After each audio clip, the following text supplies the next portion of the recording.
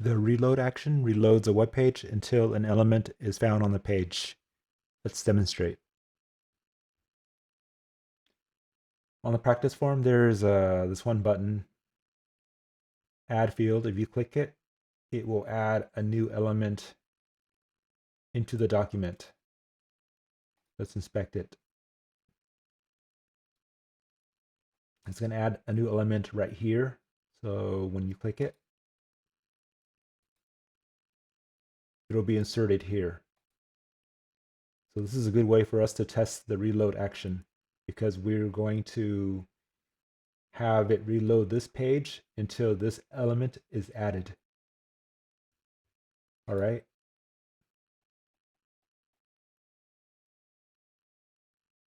So let's add the reload action.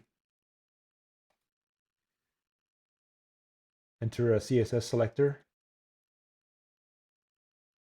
to the field that we are looking for, which is going to be this field.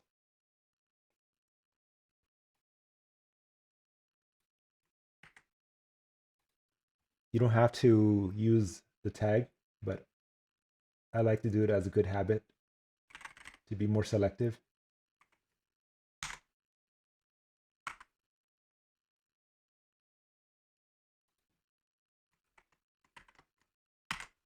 And to see beforehand whether this CSS selector is valid,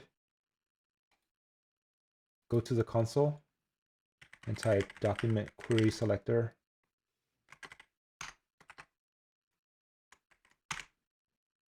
Paste in the value.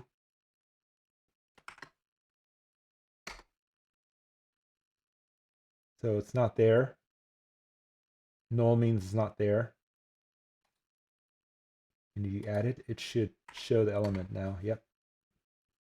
So we know this selector works.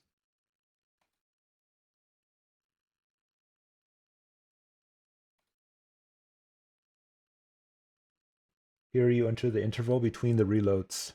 So I'm going to put 2 seconds between reloads. Now, when I reload this page, it should keep reloading until we click on this button to add the field.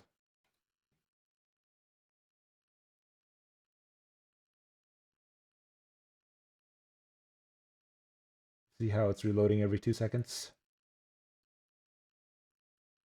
Once we click this field, it will detect the newly added field and stop reloading. Like that. So this is good for things like out of stock products, time gated pages like appointments or product drops, you name it. It's good for all sorts of uses. That's it for now. Until next time.